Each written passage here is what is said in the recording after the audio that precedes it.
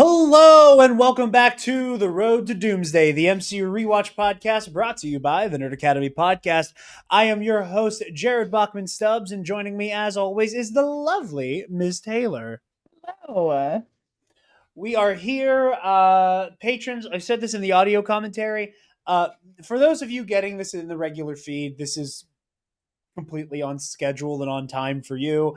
For those of you not who aren't patrons, again, for those of you who aren't listening to the audio commentary tracks, a brief apology in the delay on this.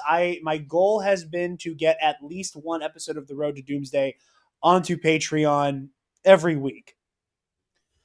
We fell behind a little bit this past week, because I was a little under the weather. Not only did I start a new day job, as Taylor can attest, I got my biannual, the seasons changed and now I'm sick as a dick.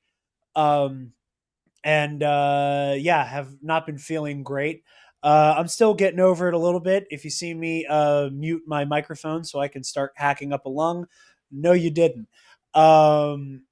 But either way, we're here. We're back to your regularly scheduled Road to Doomsday programming. And we're here with Thor the Dark World, yeah. a movie I have been looking forward to revisiting because I was like, I don't remember. I know I like this movie more than most people. I also just realized that my soda can matches my shirt Matches your today. shirt. Yeah, it does. I'm not a 7 Up guy. It is my least favorite lemon lime soda. However, the Shirley Temple fucks. But anyway, I know that I'm not as cold on this movie as other people are, but I also know it's not like my favorite MCU movie at all. I'm hot on this movie. You're hot on this movie, and we know why, and we'll talk about all that. But yeah, we're gonna talk about Thor: The Dark World. But before we jump into the meat and potatoes of it all, a Something that brief goes word. great with meat and potatoes. So a nice spicy Bloody Mary from Sunday's Bloody Mary are sponsors of this broadcast. You guys know the drill. Sunday's Bloody Mary has the most badass Bloody Mary accoutrement in the multiverse, with their 3-time award-winning spicy mix, as well as their mild and traditional mixes. If the spice ain't for you, this former bartender swears by only one Bloody Mary mix, and that is Sundays, the only mix better than a from scratch Bloody. If you want to shake up your Bloody Mary game for the rest of your life, go to the link in the description down below and use the code TNAP, TNAP, at checkout to get 10% off your order and help out your favorite nerds while you do it. But all of that said, Taylor, are you ready for some Thor the Dark World trivia? I am ready. Question number 1. I only got 3 for you today. What DC director nearly directed Thor the Dark World? Zack Snyder. That's the only one I'm gonna know is been James Gunn. God, you just gave me like a horrible fucking vision into a different reality where Zack Snyder did a Thor movie. Thankfully, it is not Zack Snyder. It was Patty Jenkins of Wonder Woman fame. Not personally or anything, obviously. No, That would have been no, dope. no. Patty Jenkins is one of the early people in contention after Kenneth Branagh exited the project. More on that later. Cursed actor Adewale Akintunde I Abaje, know who I he had it plays. right, was in what HBO drama Oh, I series? don't know that. The Sopranos. You're a little early. This is the beginning of the HBO prestige drama era, and it's a show you like. It's a show I like. I don't know. Game of Thrones? Also, will come up soon. No, Oz? he played Adebisi in Oz. Oz! Oh my God! Yeah, he did. Or the big guy with the little hat. Yep, I remember. His hat actually was specifically what I remembered. My dad, I don't know if you've ever noticed this during birthday celebrations, especially mine. There's that one scene in like the later seasons where like Adebisi became one of like the main, like he like the one scene where he was like Adebisi was one of the main characters, where he like like menacingly sings happy birthday. I think the happy birthday to you. It's so chilling and so scary, but But also funny because it's this big scary guy saying happy birthday. But Honey, we both remember that I watched that show way too young. Okay. yes, which is why I was excited to bring it up because I don't think I watched Oz yet, but I remember my dad after we saw this movie going home and telling my mom that this big monster was played by the guy in the little hat from Oz. And then seeing the movie later and going, "Hey, that's The little cursed from hat. Thor." But yeah, another one semi-related to that. What future Marvel villain and hero duo almost played Malekith and the Cursed respectively? Okay, so it's a duo. It's It's a a it is pair. it is a corresponding villain and hero. Oh. So it's a pair.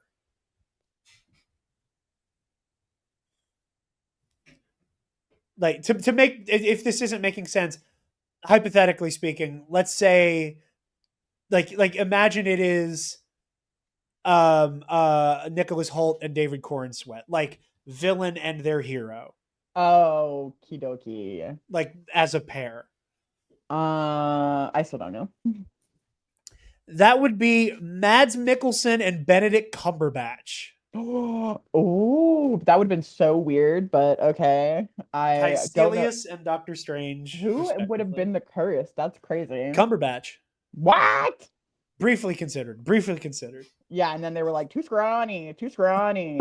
But you can tell like this is before like this is early enough for Cumberbatch to be on people's radar. Mm-hmm. But like I don't think American audiences or like American like filmmakers were looking at him as a leading man quite yet. Like because it's once we get past the Imitation Game Mm-hmm. that he's like leading man material and he's nominated for an Oscar.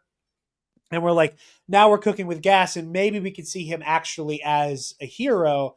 But at the time, he's just the lead actor on this like bullshit British TV show, much like the actor they went with Malekith, that like they were like, yeah, like you could be a middle guy, and maybe some British nerds will go crazy for it.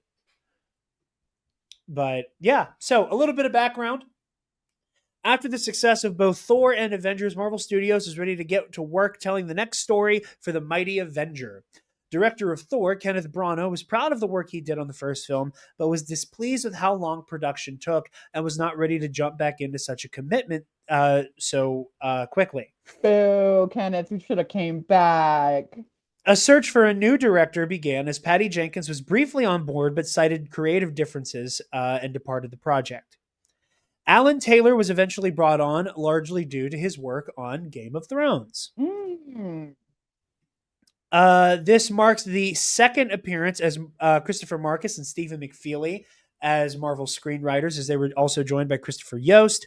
And obviously, this is like ahead of Captain America: The Winter Soldier, which is kind of the moment that not the kind of it is the moment the kind of quadumvirate of Joe Anthony Russo, Christopher Marcus, Stephen McFeely as like this four-person powerhouse unit to make a goddamn Marvel movie takes shape. Thor the Dark World had a budget of $170 million and grossed nearly 645 at the global box I'd call office. that a success. I would too. The metric is 2.5. 2.5 is where you're in success range. So obviously not the highest grossing Marvel movie. Obviously coming off the heels of both Avengers and Iron Man 3 cracked $1 billion at the Yeah, box it office. couldn't be that successful because only girls from the ages of 12 to 16 were going to see this movie. Repeatedly, at least. We were cornering Well, the market. speaking of, would you like to watch a clip first, or would you like to talk about your experience during Lokimania? I don't know. Oh, I hope it's a clip. I hope I know what clip it is. I hope I know. I hope I know. I hope I know because it's so good. Um, yeah, I want to watch the clip. I hope it's Loki. We can watch a clip first.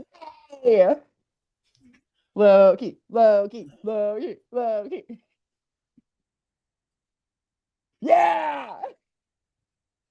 Rewatching this like 10 minutes ago, I was like, We're in wow. post-production of a movie called Thor: The Dark World right now, which Humanity. Mm. Look how far you've fallen.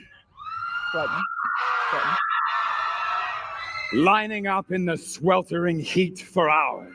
Oh, Huddling together in the dark. Like beasts. yep.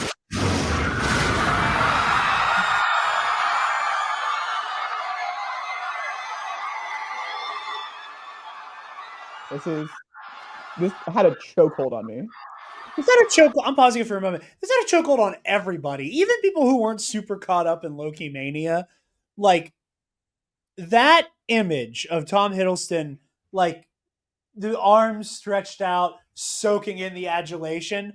Like that picture was everywhere. Every single headline for the longest time I've seen that had to do with Loki. Most of it was that shot of Yeah. Tom Hiddleston just. Or- Ah! Yeah.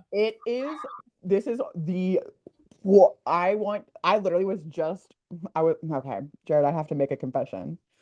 Immediately Yes. before we started recording, I found myself on an app I haven't used in a long time. Okay. I found myself on Tumblr. Oh my god. And I Would you like to read some of your Tumblr posts on air? no, God, no, no, no, no, no, no, no, no, no, no, no, no, no, no, no, no. Get arrested, I think. You'd get arrested. I think I'd get arrested right now. I mean, I wrote them as a child, so probably not. No, stop, I'm blushing. No, This is Loki's reaction to what you were posting on mm, Tumblr. Just no, that's not the reaction I got in my head. Anyway, my god. Continue.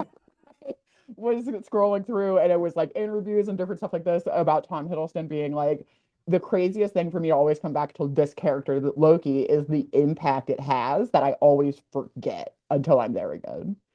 And then it's just this all over again. I want to watch. Okay.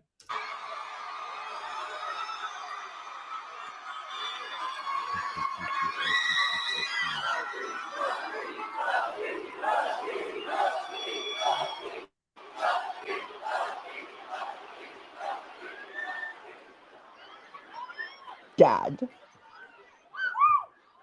I am Loki.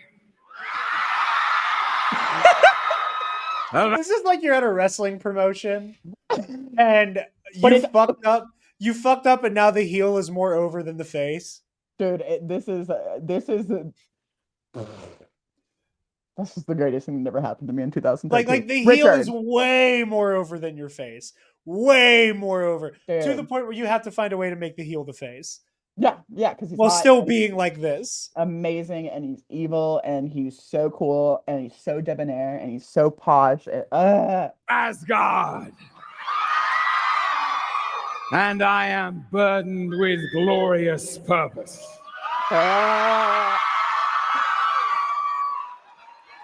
Usually I'm in that room. Stand back, you mewling quim. Just mogging on Chris Hardwick. The bright lure of freedom No, he kicked Kevin Feige diminishes your life's joy in a mad scramble for a place in this chamber. In this out. Yeah, we've been throwing elbows to get there. meager palace of Midgard. The arena they call Hall H. Yes, that's where we are. Where are your Avengers now? Doesn't matter. Say my name. Say my name. Say my name! Say my name!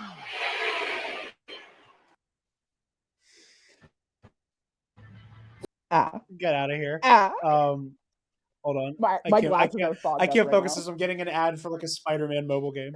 My What? glasses are fogged up right now. Oh my god. I remember when that happened and I was like My talking eyebrows to are some sweating. I was talking to some friends, namely some lady friends who were, My quite whole body is sweating right now. who were caught up in Lokimania and being like, I think the Say My Name was a bit much. I think that was a little on the nose, but Yep. Yes, it was. It um, was perfectly necessary. It's perfectly necessary. I'm fully sweating right now. I was not prepared for it. But Glasses are all fogged up. My face is red. I can't. so speak on where you were at when this came out, and then we can talk more about Lokimania. But I was like, I feel like I feel like that clip is an important pretext to like the landscape that Thor: The Dark World was coming out in. You mean the Loki landscape? The Loki Um, landscape. this came out in what, 2013? Yeah. I would have been about 17. Yeah, yeah, November 11th, 2013. Yeah, so I would have been 17. November 8th, 2013, sorry. Still would have been 17. Yeah. And Mama was Loki my favorite on-screen character. Now listen, Quicksilver was always my baby, my A1 from day one, and they hadn't taken him away from me yet.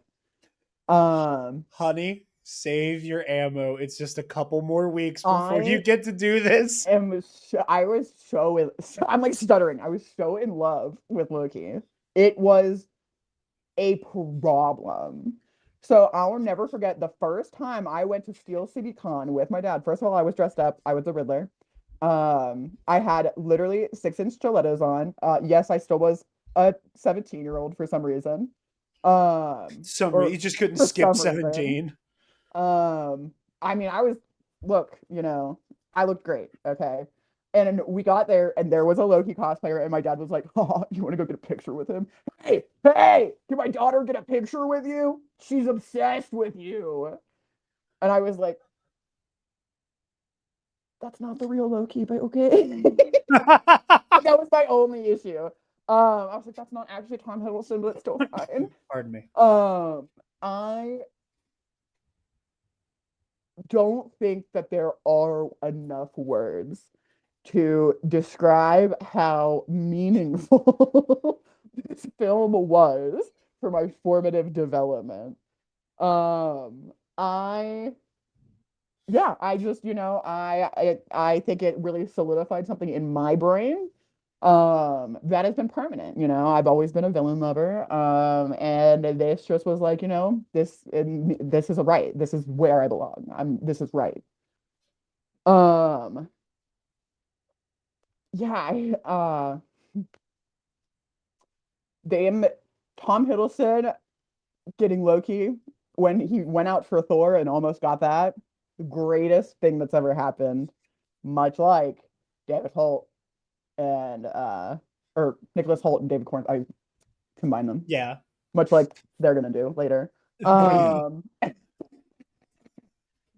It is such a perfect casting because Tom Hiddleston is so charismatic in this role. He is evil and sexy, and I love him. If I talked more about it, I think I would have to go to jail.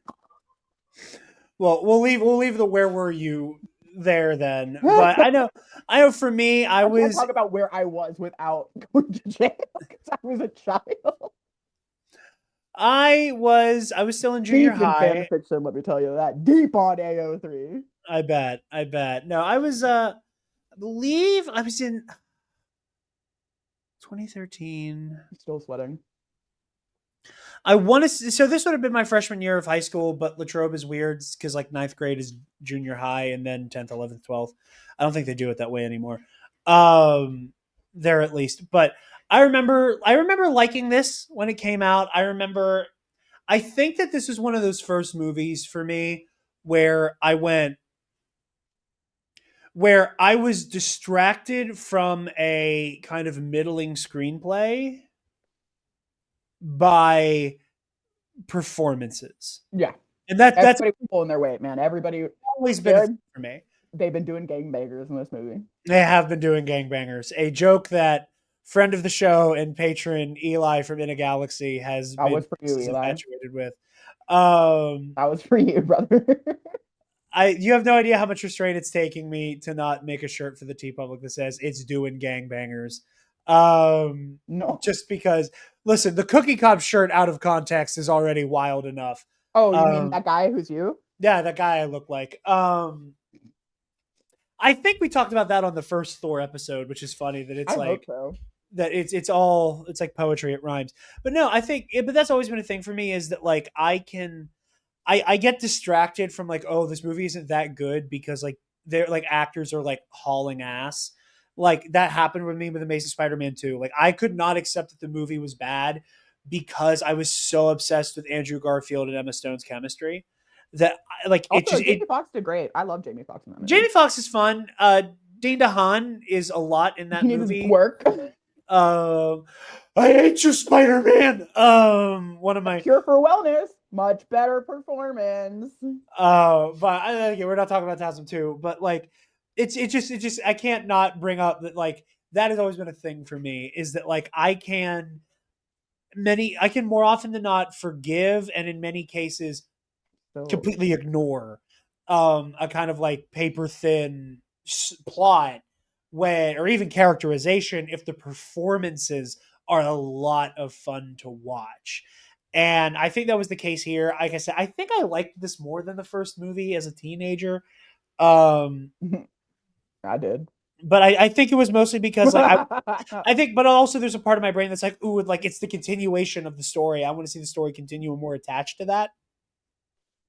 That's something I don't have like much more of a issue with these days. But like, yeah, I liked it, and I still like it. Mm. I think it's perfectly fine. I think it's Um, perfect in a lot of ways. In many sure. ways. Well, if In we one can specific for way. yes, if we can for a moment though, I do want to say like I do think I do think this is proof that like a Thor movie needs somebody with a much better defined vision to Oh yeah. really carry it. Because again, like no disrespect to Alan Taylor, like I had this up earlier and I think I accidentally got rid of it. What episodes did he do of Thrones? I mean, I can say that I think that this one, like, it doesn't feel as holistic as the first Thor did because I feel like Kenneth Branagh had such a specific vision of what he was going for because I think he had an alignment and I think he had a little bit more creative freedom because there's less point A needs to get to point B. A little bit of that, yeah. I mean, for a moment, real quick. So Alan Taylor directed in season 1 of Game of Thrones Baylor and Fire and Blood. And then in season 2, he did a lot more where he did The North Remembers, The Nightlands, Prince of Winterfell, and Valar Morghulis. And then he wasn't on any Game of Thrones until season 7 when he did Beyond the Wall. So I think that like I think that there was like a very Game of Thrones like you could see that this is somebody who was like given the job of do fantasy and tone it the fuck down. Make it feel medieval and period. Sorry, the dog got scared of her reflection in the water and now she's crying at me. No, I'm sorry. But you know what I mean? Like we have this conversation all the time. Like we had it just the other day off camera where we were talking about, you know, like one of my things with like what I think took me so long to like want to get into Game of Thrones was that I didn't know it was a fantasy show. I thought Yeah. it was historical fiction because everything I saw again I wasn't around people talking about like, you know, Winterfell and, you know, the seven kingdoms and like I wasn't surrounded by people quite yet who were like talking about this like fake historiography. It wasn't until I was in high school where I had like classmates and teachers who were talking about the show and talking about these fictional characters and I started hearing people talk about dragons that I went, Yeah, "What?" when did Game of Thrones actually come out? I actually don't remember. I know it was Um definitely obviously in school, but I don't remember what school because I feel like my dad definitely was super into Game of Thrones. Season 1 of Game of Thrones came out in 2011. Oh, okay. Yeah, my dad was definitely into that. Yeah, season 1 ran through April to June of 2011. Um but yeah, I just for me, you know, it took me so long because I was like, oh, I didn't realize this is fantasy. I saw a lot of chainmail. I saw a lot of like outfits and swords. I was like, oh, that's cool. I'll get it. I'll watch it one day. I didn't realize it was a fantasy story. I didn't realize it was based on this long series of fantasy books. And looking back on it now with Alan Taylor coming in, he is a good director. I don't think this movie's poorly directed, but No. I think a lot of the shine and the allure of a Thor movie is lost when you don't have somebody like Kenneth Branagh who is elevating it and going, look at how like leading into how fantastical all of this is. That There's a again, Shakespearean element that is lost yeah, very. there's that dreamlike Shakespeareanness to it there with Brana, and with Taika Waititi. There's also like he's so fanciful a filmmaker that like when you look at Ragnarok and Love and Thunder, like it just goes to a buck wild place where it feels so larger than life. Not necessarily in that Shakespearean way, but in that like this doesn't just feel like God's a monster. It's Gods and Monsters. people. It's gods and monsters. So like it feels like it has like a kitschy sci-fi to it. And Brana feels so fantastical and almost dreamlike. And we arrive at the dark world, and it is grounded and kind of centered to a point where the mysticism doesn't feel as magical. Well, and Like, also that was an issue that we had with the ether. Like it's just yeah, not it, space magic, blood cancer. yeah, and it's just not like as a threat, it doesn't do much for anybody. There is no, let's be serious, like there's no care like Malekith is a fine like C tier villain, but Yeah. like and that is being nice is C tier. Yes. Okay, like there is unless you're going to do the Malekith as like kind of there are different versions of Malekith where like some of them is he's not the word slave, but a slave for the Odinson household. Hmm. And he trains, Thor and he trains Loki in different ways as children. And like there are different iterations of the story that I think could have been much more compelling. Um, I again, the issue is that our villain is essentially just a cloud. And it is it's not scary. No. It's not even really that neat. Like let's be serious. Sorry, Natalie. You are that's she's always doing gangbangers. But when it would like deflect off of her people and she'd be like, oh, She has so little to do here. and it's like, but it's so like it is so overacted for something that like you're passing out, babe. You don't have to do it in slow motion. You gotta stop doing it in slow motion. It's weird that you're doing it in slow motion. Okay. I don't know necessarily that was a Natalie Portman decision and more of a Again, direction I'm and not like saying editing it's thing. I'm not I I'm know, just I saying she know, is I the know. one who had to fall that way. Okay. Yeah. It doesn't the whole it could have been like there are so many different ways that it could have been even slightly improved upon. Again, like instead of having Malekith just be okay, he genocided his whole people so that they could ride off on one ship, go fuck off for 5,000 years, give or take. And also Heimdall can't see them. That's a cool thing we're never going to discuss how that can happen though. Yeah. It's just a thing they can do. And for for there to not really be any like genuine connection between any of these characters. Like Malekith got in a fight with Thor's granddaddy, and now we're here, and like Malekith it only feels has like one nobody. line about that. Like Malekith only has like two. I mean, I lied. He has like two lines where he's talking about like like he has some type of like the house Weird of beef. of Like yeah. He has like one line about like it's like not even the House of destroy. Odin he has a problem with. It's the House of Boar. Well, yeah, but like he has like one line about like like, oh, I'll bring you low the way Boar did. He doesn't say that, and then he has his one line about like this universe that never should have existed in the first place. And it's You like, know, buddy, you kind of missed your shot. Like, yeah, like I said, it's just Malik. Like you said, Malekith is super undercooked as a villain. There's not a whole lot going on there. And again, and these it are one takes of such those a great actor too, who could have like, who can do so much with a very little bit, but like, you got to give him something.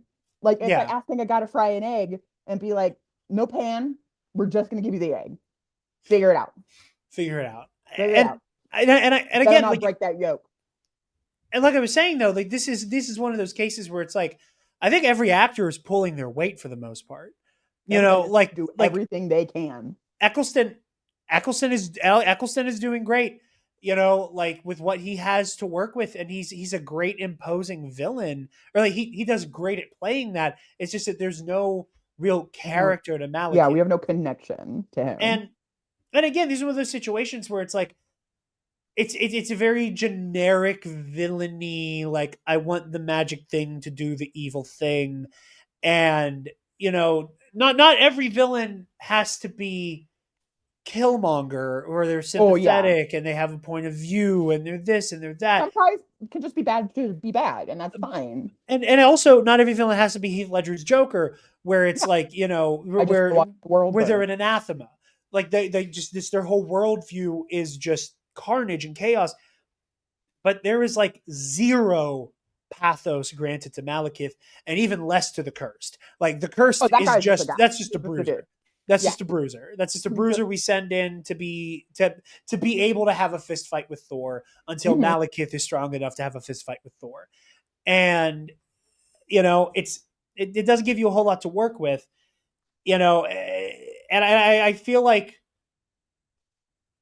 the biggest critiques of the MCU about nothing villains and You mean nothing villains who get killed immediately? nothing villains who die immediately, who have no clear motivation. I feel like a lot of those criticisms oftentimes are like centered on like one example, and I think a lot of like, for lack of a better word, kind of like systemic ingrained MCU criticisms start in Thor: The Dark World. I disagree there. I think we have gotten a couple of villains already that like we probably shouldn't have killed off. I'm not talking about not killing them off. I'm talking about like paper thin motivation, not Oh a yeah. whole lot going on, like very like janky, lopsided third acts. Like I'm saying like a lot of those specifically kind of start here, you know, and or at the very least like people point here as those like first examples, because you can't really say that about Iron Man 1. You can kind of No. say that about Iron Man 2, but Iron Man 2 Yes. is kind of the poster child of the first time a movie was a trailer for other movies. I disagree with that take, but I see But where it comes from. I think that You that know, is kind of where we get started. Like, I think, there's a lot of, there's a couple missed opportunities there. There's a couple missed opportunities.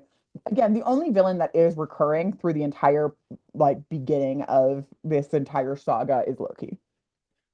yeah. And then, and granted, our next movie was the first time we'll actually really see Thanos. Yes. So, like, Thanos will be afoot finally, Wait, not what's really the next doing much. movie? Guardians of the Galaxy. Oh yeah. I Oh think it's yeah. Guardians. I remember the post credit scene now. I think it's Guardians. Well, because they drop off the ether.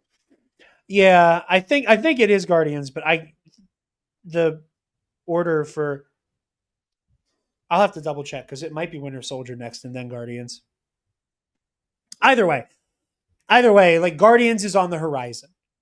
So like we'll have Loki and Thanos as kind of a like 1A, 1B as like recurring villains, but other than that, like you said, it is one and done's. Um, but yeah, so movie isn't that strong or great on a narrative level, but like we said before, this movie is saved by its characters and its performances. Absolutely. Everybody is doing so much with what they are given. Frigga, give it up for my girl. Before we talk Also, Frigga and I before we was talk Loki, can I say something real quick? We spent so much of the first Thor episode talking about Odin. Cool, because he's amazing. I really think the ball was dropped with Odin in this movie. He does Your not feel birthright like, was to die. yeah. Totally about face from the last movie where he's like, "You're my son."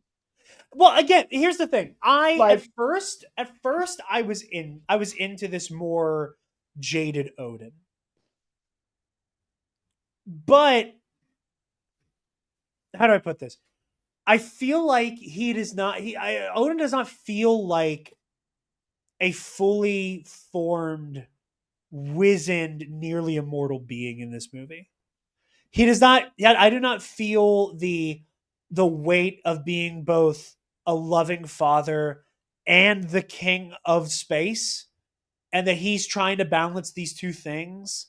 well, he tried to retire last time. Let's be so serious. I know. Well, just hold on. Let me cook. Let me cook for a second. Let me hold on. Just give me a second, because so much of his depth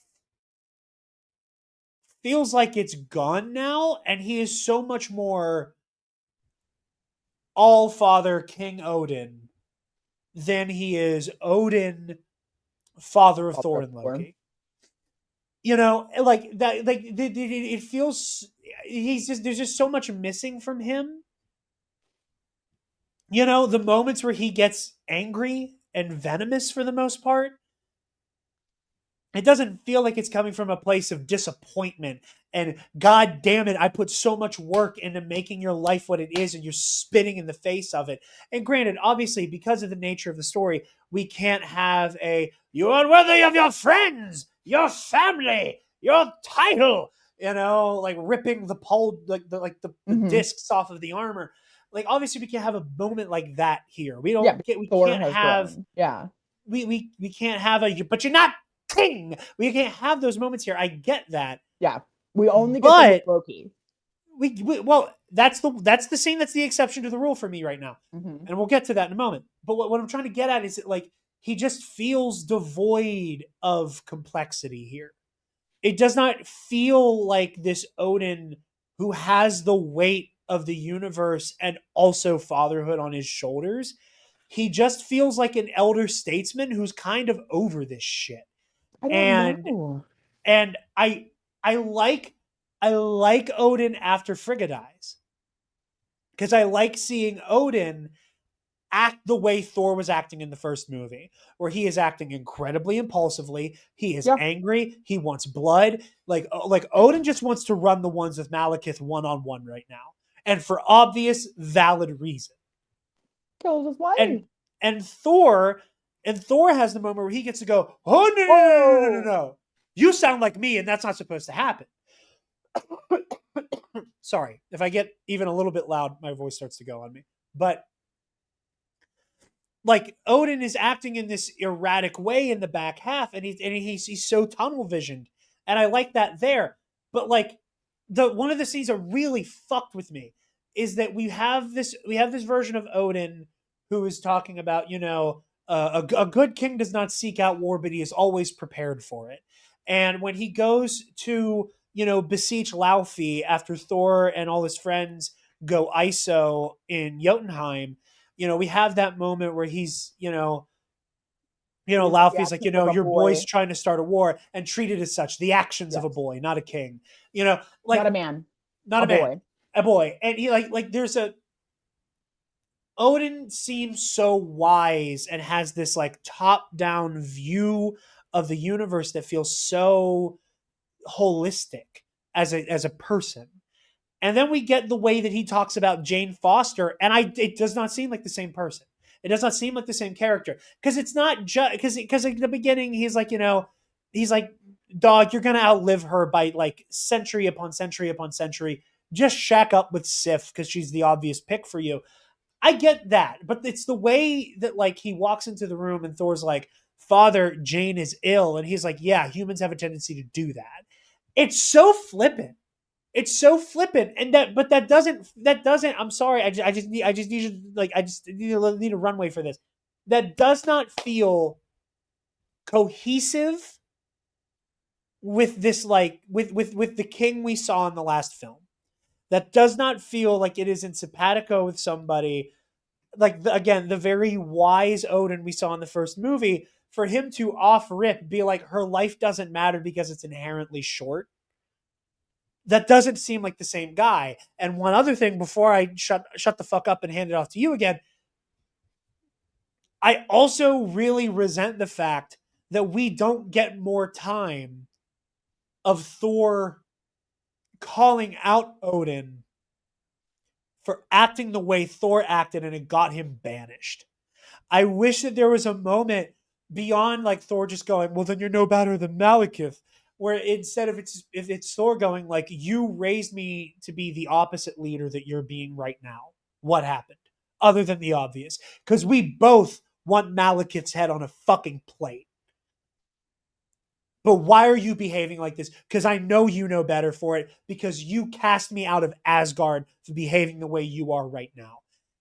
There's not a beat for that where Odin can be challenged. He just acts this way and then he gets disappeared by Loki. And I loved Odin so much in the first movie. And here, for the most part, he feels like a shadow of how he was in the first. And I don't like it. Taylor, I give the floor to you. I'm sorry for rambling. The reason he is not acting like the king he was in the last Thor is because he is no longer the same king he was in the last Thor. The Nine Realms are at full-blown war. All of the Nine Realms are at war, and they started that war the moment that the Bifrost was destroyed. The moment that Thor destroyed the Bifrost in order to save Jotunheim, he separated out, he cut Asgard off from the rest of the tree, essentially. Yeah. The reason that he is behaving the way he is because he has now had to he has reforged the Bifrost, we know now. Yeah. The Bifrost has been reforged by how? Probably Odin himself. And he is having to send Thor and Sif and the Warriors 3 and all of his armies to all of these planets, excluding Midgard. Excluding Midgard is the only one he is not having to send. Well, and Svartalfheim, but that's because nobody's there. He has to send his forces to now reclaim the Nine Realms. And there is a level of implicit stress that is on, especially a king, because now I have to clean up for my fucking kids. My kids fucked everything up. Thor fucked everything up when he went to Jotunheim independently to start a war that I had to go clean up and make a deal with the cold devil. And all of that was a false flag caused by Loki that got the ball rolling. And then the Battle of New York. And my kid and my other kid, who is pissing me the fuck off right now because I literally saved his life. He's being a real asshole. Okay. My son, I have to send him with my Odin's all-powerful magic to Midgard for the Avengers, because Loki specifically says that. How much power did the All-Father have to conjure to bring you here? How much power? Odin has been cleaning up after these two numbskulls since the moment that the credits opened on Thor. And he is tired. These kids are not listening. They are not understanding. The reason that he's so pissed about Jane being brought here is not only that you, Thor, have explicitly went against what I told you, because we are literally at war everywhere. Everywhere. We just left Hogan on Vanaheim, okay, to like keep cleaning that shit up. Like, there is so much, like, this is like what we kind of don't get from his character, which would have like lended itself much better. Something that Alan Taylor would be very familiar with from Game of Thrones is the political drama of it all. Is the now taking it from the Game of Thrones point of view, the Seven Kingdoms are at war, and now I, the king of Westeros, has to go and send all my forces out to quell this rebellion and that rebellion and these ravagers and these scavengers from this planet and that planet. and save these people who did not ask to be in a war that my kids indirectly started. That my dumb ass kids indirectly started every time. I don't disagree with you. What I wish we got was more of Odin having to grapple with this. Well, of course, that's what I that's my thing is I wish we got more characterization, because otherwise, like, I don't disagree with what you're saying. I like the motivation. It's just that, like, it feels like such whiplash for it to not be like explicitly part. I don't think it has to be explicitly explained, because let's be serious, like anybody, not to be, pinky is up mightier than thou. If you understand the concepts of war, of like national crises, I am the head of state of the 9 realms, 9 individual planets that I have to keep in order. Is that a decision made by, whoever or whatever? No, like, obviously, like, it is my fathers and my fathers and my fathers and my fathers. Yeah. But like, forged in conquest, yeah. For Odin, we open up like, we see the ravens flying throughout, to be honest, the different realms. We see the ravens appear, and again, that is him overseeing all of these planets, like all of these realms. And there is a reason that he is just like, no, you're not understanding. You're fundamentally not understanding what's going on right now. You indirectly, Thor, you indirectly caused this whole conflict. And now I, Odin, have to continue to clean it up. And what did you do while I am cleaning up your mess? You fucked off to Midgard again to go get your bitch. A very fine bitch she is and all. Still a bitch, okay? What? Literally, this is Megarera in Hades. This is like, he's a guy.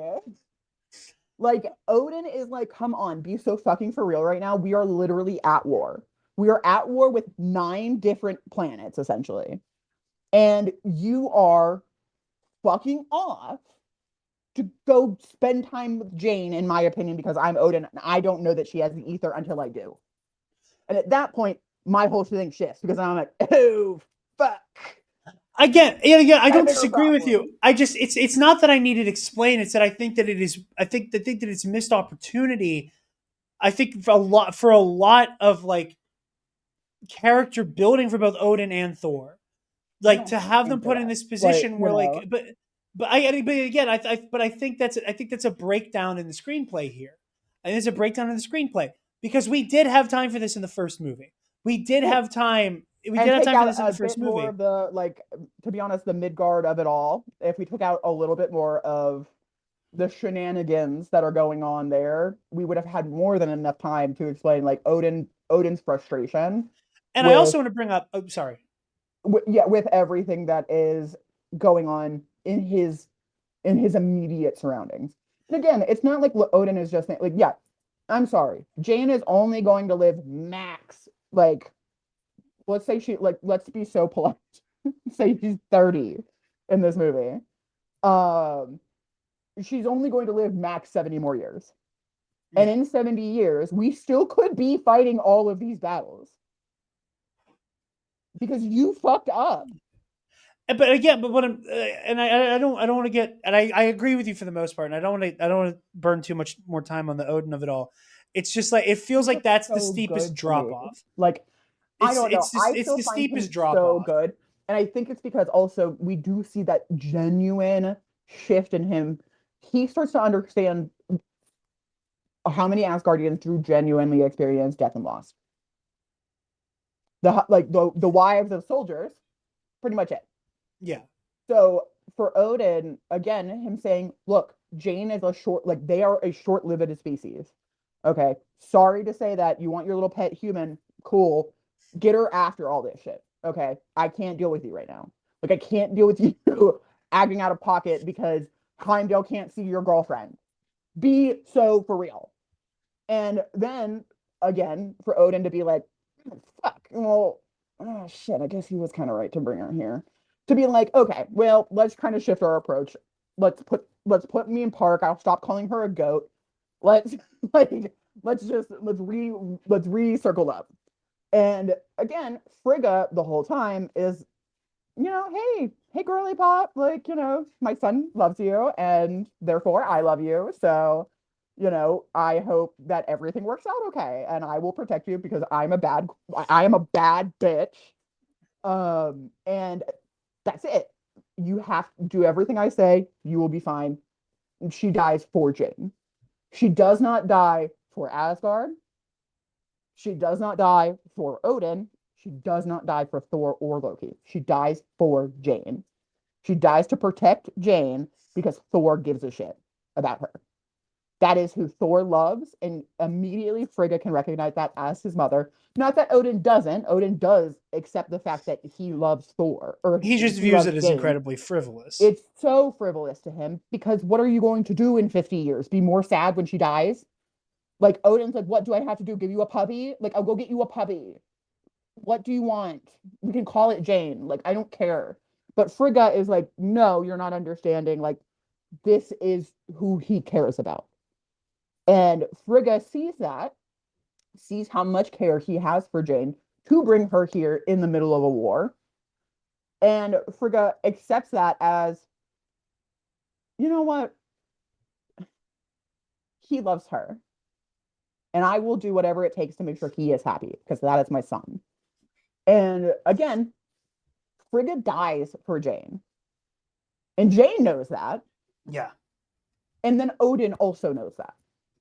And I do like that they don't have Odin do a very annoying, obvious feeling like, I can't believe my wife was killed because of blah blah blah blah blah. Absolutely. Yeah, no, I'm so glad. I'm so glad we she never touched died that a because it's just so warrior's tired. death to Yeah. Odin. And again, to this culture, that is the most honorable death you could ever have is to die in combat, let alone to die protecting somebody else. Yeah.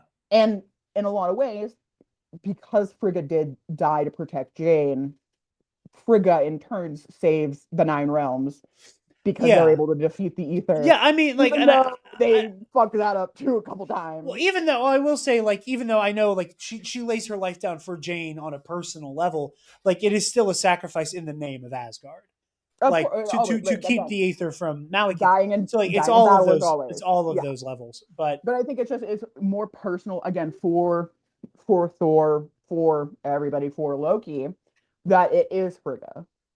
Because yeah, again, Loki's a mama's boy. Loki is king of the mama's boys. He loves his mama down bad. Okay. I'll never forget when Thor goes down and talks to Loki, and he's like, "Enough of your illusion." Like, because even Thor can see through him in that moment. yeah, Enough of your illusions. Like, I need to talk to my brother. And Loki sits there, like, disheveled and sexy, and there are like handprints of blood across like the walls, and floor has bloody footprints because he's been tearing everything up. And he's fine. And it's like, I need to talk to my brother, and Loki is just like, did she suffer? Like, genuinely, did mom suffer like when she died? Because he knows that he sent the curse that way, not knowing where Frigga could be in the castle, no, not knowing that he incidentally sent him directly towards her, mm-hmm. but he knows, Just away from the fight that's happening in the corridor. and away from Direct where shit. Thor will be. Yeah, just direct Um, shit. Not direct having no shit. idea that he's sending. Yeah, He's sending him to go kill his mom. yeah. And again, Frigga, baddest bitch in the world, she was going to behead Malekith. Let's be so serious. Oh That yeah, bitch was 1 second away from slitting his throat and then fucking putting it on a pike and carrying it out herself. That woman, god tier, quite yeah, literally. yeah. And if I And may say real quick, one of my favorite Thor moments in the movie, as people know from the audio commentary, I forgot that the moment Frigga goes down, Thor shows obviously up. Thor is standing on business. I forgot that Thor immediately went for the lightning strike headshot. Oh hell yeah! He No, said, I "You hurt my forgot that like mama, Thor immediately was like, kill shot. Why the fuck did he survive that? And he doesn't my stop. mom." He just immediately like again, Mm. if Malekith and the Cursed were did even a not. little bit weaker than they normally than they are, he immediately went like he immediately was He was like going to kill shot. slam the hammer into his skull and fucking pulverize it.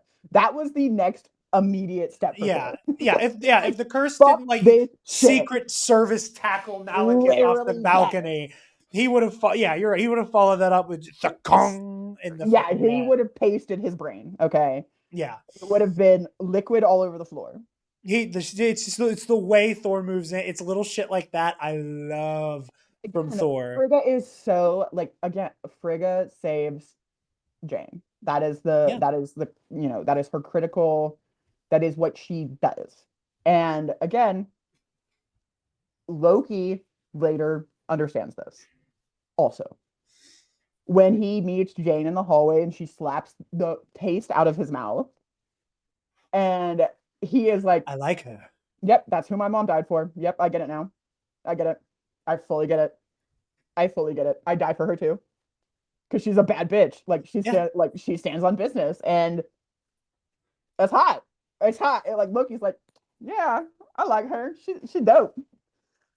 She like Loki sees Jane and is like, I get it. I get where you two. I get it. I get why you guys are into each other. You're like mirrors, and she is so intelligent. Like again, she is so like it is.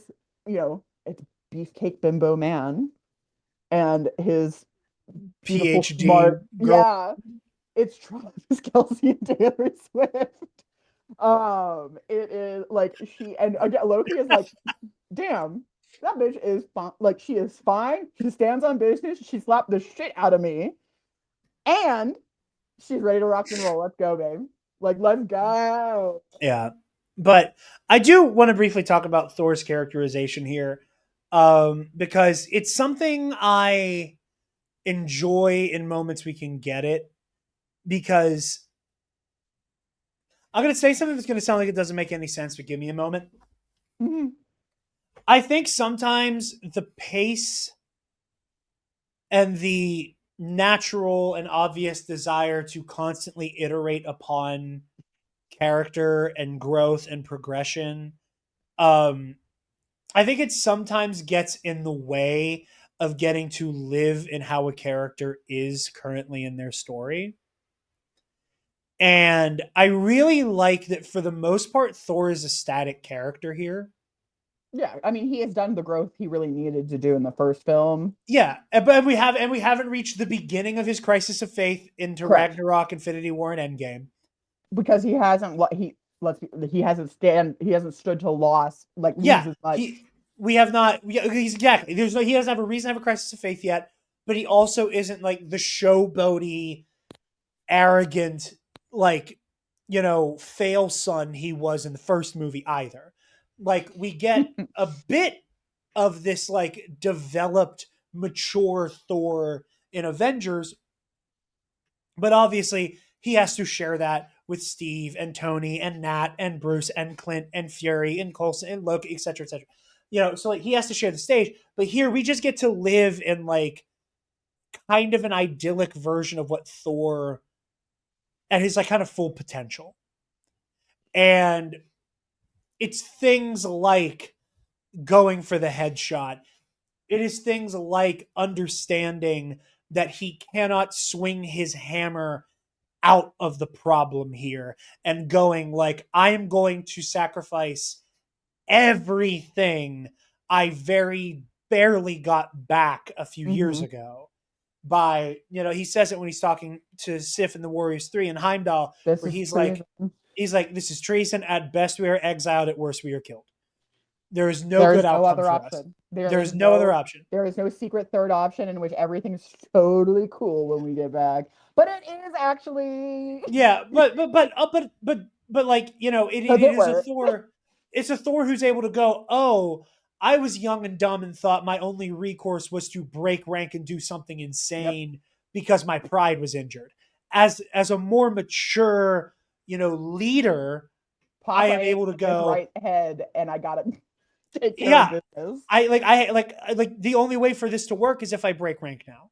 And Mhm. and now it's the right thing to do. This isn't me acting because I have a bruised ego or This is anything. me coming up with a full-fledged plan. We are not just going in there to fuck shit up and kill everybody. Yeah, We are going to do something extremely specific yeah, because there is only one way out. If we exactly. don't, if the ether is not taken out of Jane, she's gonna die. And if the ether is taken out of Jane by Malekith, we're all gonna die. Yeah, We got one shot. yeah. And I really I like how static Thor is because we just get to live in that. It's like to like step into Star Wars land for a little bit. If there's one thing that I'm sympathetic to for people who don't care for The Last Jedi and specifically don't care for Luke's characterization in The Last Jedi, it is that I am sympathetic to wanting to see Luke Skywalker, legendary Jedi Master, and wanting to see Luke in his full Jedidom after Return of the Jedi. Hmm. He's conquered the temptation of the dark side. He understands what it means to be a Jedi Knight. He gets all these things, and the next time we see him, he's none of those things. Granted, he becomes all of those things by the end of the movie, something that a lot of people conveniently forget. Not the point. But pardon me. Um, but I'm sympathetic to people who wanted like Jedi hero Luke Skywalker. I'm sympathetic to the people who were like, I feel cheated because I didn't get to see that on the big screen. Hmm. And that's why I love seeing Luke in the Mando stuff because that's what he is. He is like, it's Luke. I love being a Jedi Skywalker, right? And I wish we had more time with a lot of characters in the MCU where they got to be that for longer. Yeah. You know, like I like, again, I also fact checked myself. Captain America, I think, is up next actually. Um, but like it's something I feel that way about Cap in a lot of ways. Is that we don't really get to have a whole lot of time with Steve Rogers as a noble man out of time who is like being an iconic symbol of hope. We don't get a lot of time to do that because his first movie is World War II period piece. Hmm. And his second appearance is Avengers, where he is still barely thought out and it's like, okay, well, there's a big threat and I have a responsibility to take it out. I mean, I don't think he's not well thought out in Avengers. I think that. No, I mean not thawed, like he is out of the ice, thawed. Oh, sorry. Yeah. Like he is just thawed out. Like he's barely not a capsicle, as Tony said. Um, and then we get to Winter Soldier, and we get maybe 20 minutes of him being like, yes, like I am, I'm a public servant and I stand for these things. And in the way I view it, Shield is the place I can do the best. I don't love it, but it's where I'm gonna try to fix it from the inside. And then all of that comes crashing down because Hydra infiltrated everything. Oh my god. And then the rest of Cap's story has this pall of cynicism over it. Hmm. And it's great. It is really well written. Chris Evans does a great job. The Russos do a great job. Marcus and McFeely do a great job. It's really good. But I wish we had more time with a version of Captain America from like the back half of Avengers and the first half an hour of the Winter Soldier. I Hmm. wish we had more time with that. Because it's a compelling kind of again like full potential version of that Still sweating character. that Loki video. Huh? Still, still sweating from that um Loki video. you know like using that as an example, like I wish we got a little bit more time of Cap like that. And I'm really grateful we get so much time. We get an entire movie that is Thor at his Thoriest before it turns into, I am a statesman without a state, and before it turns into everybody I love is dead, and before it turns into the unrelenting dread and depression in Endgame, and then he's kind of like a new man with a new lease on life by the time we see him in Love and Thunder. Like I love all of these iterations of Thor. I love all of these steps along his journey. I'm just so grateful, whether or not, like, again, say what you will about the movie. I'm glad we have 2 hours of Thor being Thor. being like a very quintessential Thor Odinson. And I really do like this movie. I think if nothing else for that. Weird thing to like this movie for when there's something so much better. And now we can talk about Loki. We already did for like the first.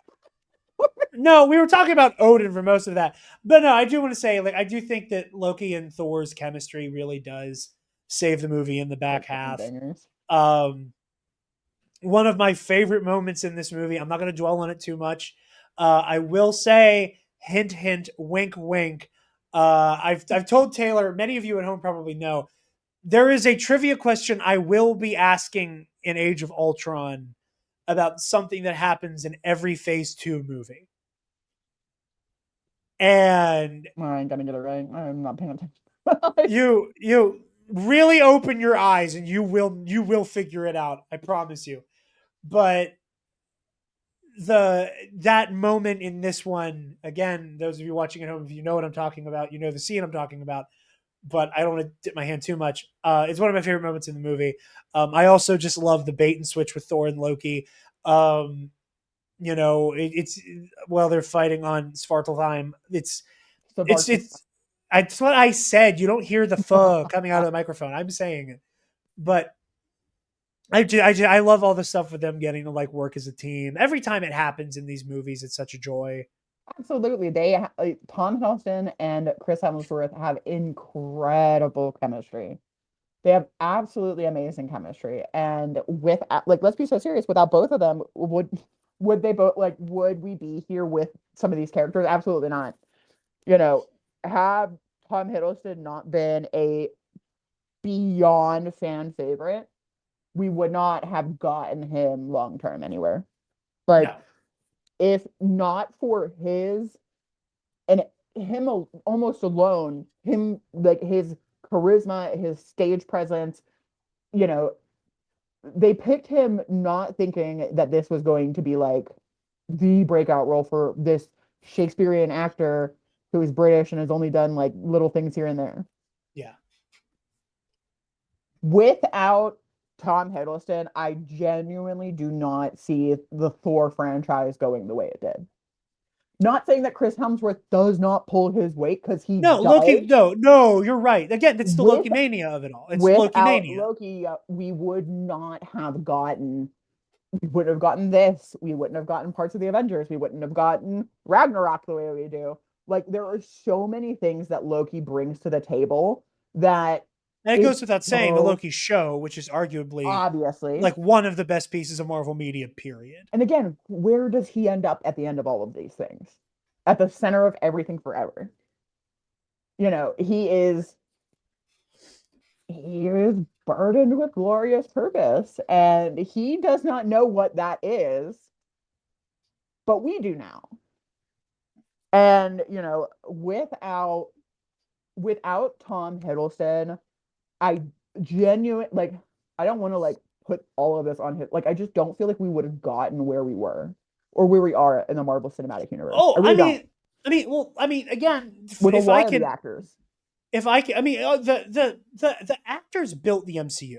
But it is an attachment to these performances. But Tom Hiddleston is a very specific case of that, because I think Hiddleston is arguably just as important as Downey. Yeah. Yep. I think Hiddleston is just as important as Downey, and I think that part of that, again, I've compared the early days of the MCU to the dawn of Star Wars more times than we can count now. Again, the iconography of Darth fucking Vader. Sometimes a hero is only as good as his villain. Sometimes it's better, but Yeah, but that's what I'm saying though. There's something beloved. To that. There is a reason that villains stick with us, oftentimes more than the heroes, is because they are so compelling. And for Loki, he is an outsider. He is somebody who never has felt like he has belonged, even when everybody around him is trying desperately to get him to feel that connection that they already do. Yeah. If he is not my father, well, am I not your mother then?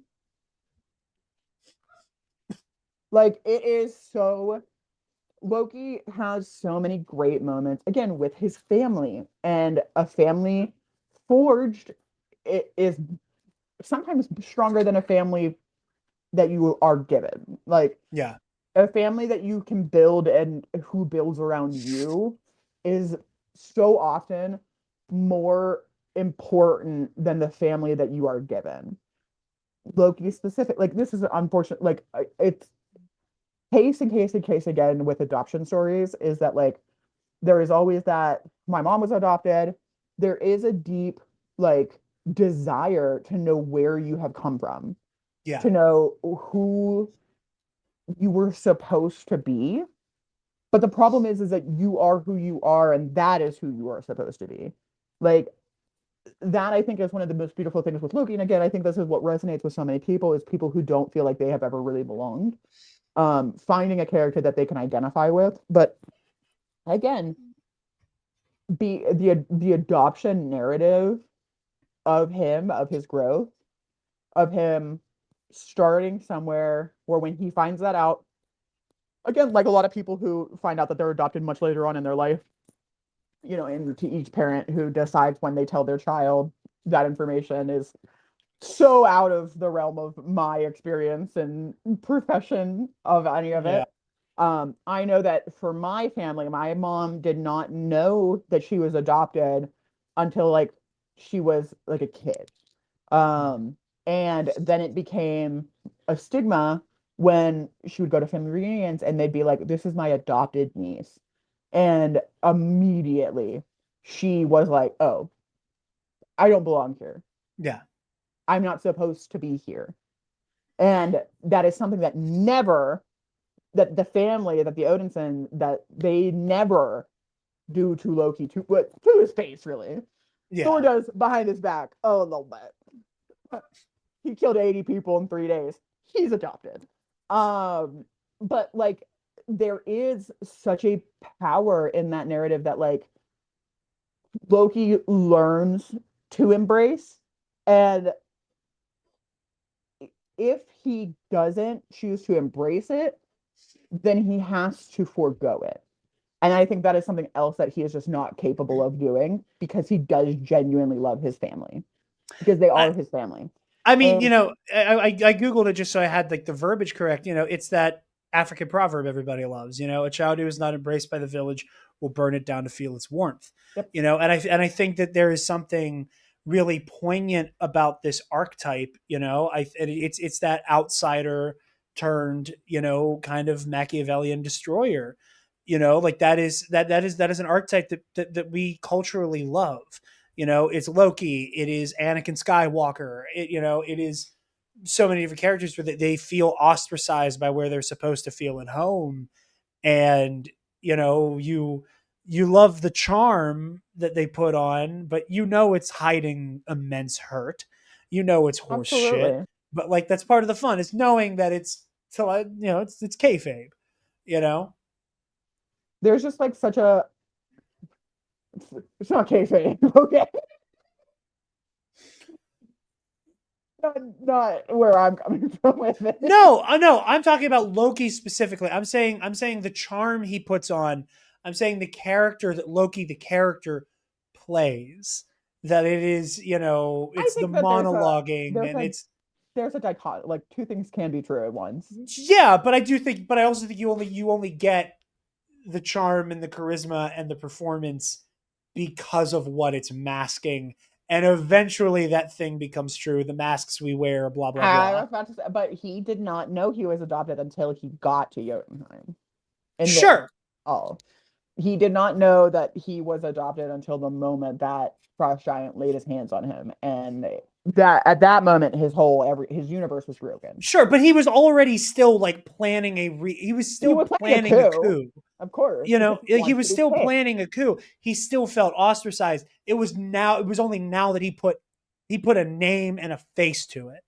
And that's what I'm getting at is that like there was always a part of him that had this hurt that that that jump started the creation of the Loki he performs. It's just now there is a gigantic blue and icy version of it that we can name and go, oh, this is why. And he like retroactively gave an answer to something he felt his whole life, you know, that he felt it his whole life and then was able to go, oh, this is why. And he has that refuted to him how many times? You know, every time Loki, you know, tries to go, oh, I'm not actually your brother, Thor barely even acknowledges it. It's Thor like, that's barely entertains it. bullshit. You're making Thor barely it. entertains it. You know, he's like, our father, your father, barely acknowledges it. You know, he does the, you know, he's not my father, then am I not your mother? Like it's like every time he tries to do this, there is someone who loves him that slaps it out of his mouth. Absolutely. And again, that is like Loki as a mama's boy. Like I think it hits harder when he's talking to his mother Yeah. because of course, brother like siblings have squabbles, people fight, they don't get along, whatever. But the am I not your mother? Like, did I not raise you? Did I not teach you everything I've ever known? Did I not, did I not love you like I loved your brother? Now, I get like a lot of the Loki issues he has are because he doesn't feel like Odin Correct. recognized him the same way he recognizes Thor. But second son issues in noble households always, always have some kind of an issue. Um, Something Menthara quote. something, yeah. You have the aura of a third son. Um, so yeah, it's just one of those things where it's like there is, I can't. That's my son. I can't. I think that there is so much that can be said about Loki's development. And I think the only thing that disappoints me is that some of a good bit of it is lost by the time we get to Loki, the show, because I know that it's a different version of Loki that like is, you know what I mean? Like it's all the weird mumbly stumbly. I look forward to you getting to revisit it and watch it the whole way through because you finished the first season, right? Yeah, You just haven't seen season 2. yeah.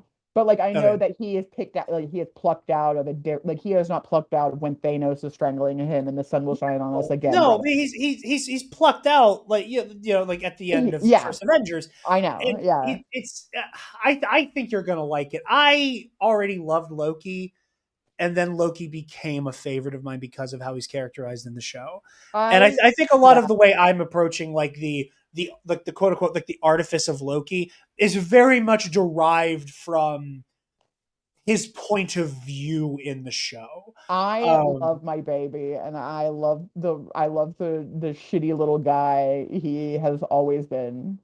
Um Before I we, sorry, I didn't mean to cut you off. Continue. no, I just I there because there are certain quotes that like really like hit home for me as somebody who is does not have a lot of family. Um Mhm. and like the sun will shine again on us, brother. It was one of those like like I remember watching it with Nicole, who you now have met, Yes, in the yes. theaters, and I was fucking sobbing. I was sobbing. Not just because like my favorite character is being killed, but like there's so much hope and he never gets to have it. Um, I'm gonna make myself cry. no, that's really beautiful. I mean, I jokingly made a lot of Luthen Rail jokes every time we saw Eric Selvig's censored bare ass, but you know, it's very much that you know, I burn my soul for a sunrise I'll never get to see. You know that like iconic Luthen Rail quote. Um, Before we wrap up, which we're about to, I do want to touch on real quick. I kind of alluded earlier Because to the like bowl's on. what. Because the icy hot bowl is on. Yo, yeah, the Ice Bowl is on. Again, dating this spectacularly for the people who will not see this for several weeks. Um, But I do, but baby. no, yeah, I like what people again because you could be seeing this so much sooner if you subscribe to the $5 tier. Um, Audio commentaries, but I alluded to it earlier, like the scene whenever Odin is sentencing Loki, that was one of the few moments where I really gelled with Odin's portrayal here. I went down to Midgard to rule as a king, as was my birthright. Your birthright was to die.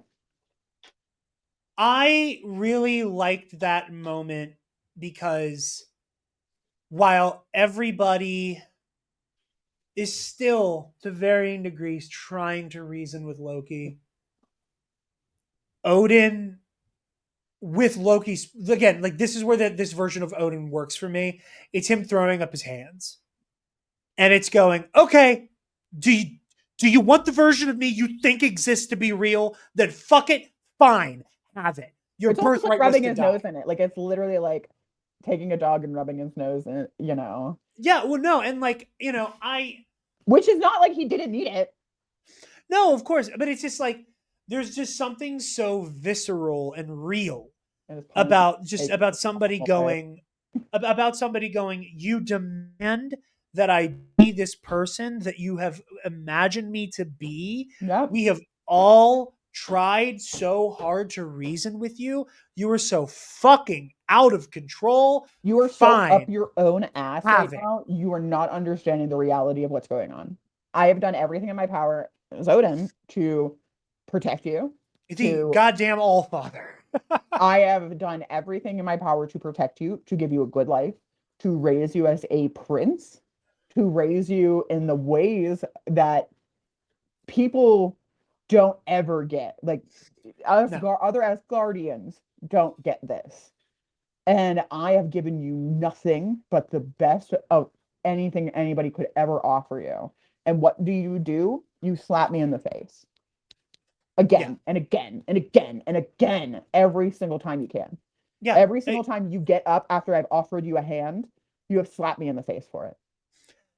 And again, it's hold on. It's just there's a huge you can only do so much to help somebody if they have no desire to be helped. Yeah, and again, it's the way he throws his fucking hands up. And again, we'll see in Ragnarok, you know, that like Odin, when he's on his way out, he is so happy for Loki to be there. Absolutely. You know, like he's He so loves the happy. boy. He's so happy to be able to just like hold Loki's hand in the end. But like it's in this moment of it's like, okay, do you want me to be Odin, the all-father bastard that you have imagined? Fine, fuck it, and fuck you. And that scene I loved. But anyway, I think that's all we got for Thor: The Dark World. I checked my notes and I checked Disney Plus. Next up will be Captain America: The Winter Soldier. And then we hit Guardians, and then Age of Ultron, and then Ant-Man, and then that is phase 2 in the can, everybody. So we are making our way through it. And Not yeah, from one of my faves to the other. You can call me Mrs. Barnes. and then I'm working on a segment where I think I'm just going to put 5 minutes on the clock for Age of Ultron for you to just I hate that movie. No, I'm saying I'm just going to put 5 minutes on the clock for you to just do like miscellaneous bitching. Has to be immediately after we watch the movie. I'll have to get a notepad. I have to get a notepad. I'm gonna write bullet points of everything I'm mad at. Because I will say, as a warning, both to Taylor and our audience, I think the Age of Ultron episode is going to be long. I think it's going to be a long episode, and I really like that movie. It's bad. And we're gonna figure it all out. But that is not for a few more weeks because we have Captain America: The Winter Soldier, a movie that a lot of people glaze. I think is a little overrated. You're wrong. It's so good. The knife, him him twisting the knife in his hand. Oh, I thought you meant like the iconic like knife fight. No, that's hot too. But I mean, I'm just talking about him holding it in his hand and then flipping it around, and me being like, oh. Either way, Captain America: Winter Soldier next week, Guardians of the Galaxy. Actually, a $10 subscriber, you can hear me. $5. Also on the audio commentary. 5 for audio commentary. You guys are getting my thoughts for cheap then, because they are not for the Van of Heart. Also, assuming everything goes according to plan, actually before Captain America: Winter Soldier, you'll be getting your first Road to Doomsday bonus episode where we're going to talk about the Marvel one-shots, because Taylor and I finally sat down with a calendar and realized we need to pad this shit out to get to December, baby. So we're doing some bonus episodes. We're covering more than we thought we would be. So stay tuned. Lucky you. They said it'll be later this week. It'll be a bonus episode. I have not yet made up my mind if that'll be Patreon exclusive or not. It'll probably end up in the main feed just because, again, we have to pad all of this out. But again, you guys will be getting the bonus episode covering the one-shots as well, and then Captain America: The Winter Soldier. But with all of that said, Taylor, where can the lovely people find you, my dear? Well, if you are so inclined, you can find me on Blue Sky, where I don't post anything at the Quicksilver just Quicksilver Girl, GRRL. Yeah, I haven't really been on it. I don't really know what goes on there. It's like really tame Twitter.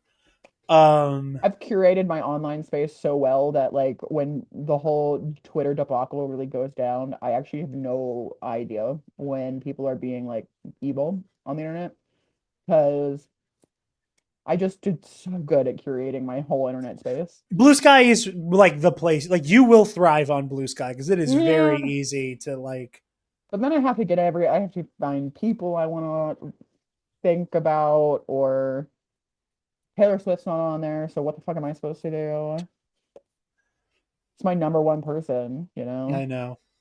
I know. My shrine. I sit Yeah. at the altar. Yeah. Yeah, that's it. That's all I got. I've honestly, for a second, I was like, does Taylor do the Jarod wear that Travis does? Nope. But I was like, no, Taylor doesn't do that. That's not a Taylor thing. You guys can find me on Instagram and Blue Sky at Dark Jedi 2552, and you can find the Nerd Academy podcast on Facebook, Instagram, Blue Sky, YouTube, wherever you get your podcasts, and at the Nerd Academy podcast website, nerdacademypodcast.com, where you can also click on our Patreon link. Like I said earlier, $5 patrons get early access to every episode of The Road to Doomsday and get exclusive access to the audio commentary series. Speaking of Patreon, I just want to double check our patrons because I'm getting nervous that I'm missing people now. One moment. She did a it didn't come through. One moment. Sorry. I had this pulled up and then accidentally clicked out. Boo. So Good. thank you to fuck you. Thank you to Brennan Marr of Patreons. They were not. What? Hold on. I'm pausing the recording for a second. And we're back. Thank you to Brennan Marr for Patreons. They were not. I don't know if they actually answered my question. It's also DC Fan 74 and Paco, our $10 patrons. Yeah, so thank you all very much. And if you'd like a shout out at the end of every episode, subscribe at the $10 tier and also get all the other stuff from $5. But we are so happy you have joined us on this episode, and we will see you to talk about the Marvel one-shots and then Captain America: The Winter Soldier on the next steps on the road to Doomsday. Goodbye. Stop! Move away from the cookie jar.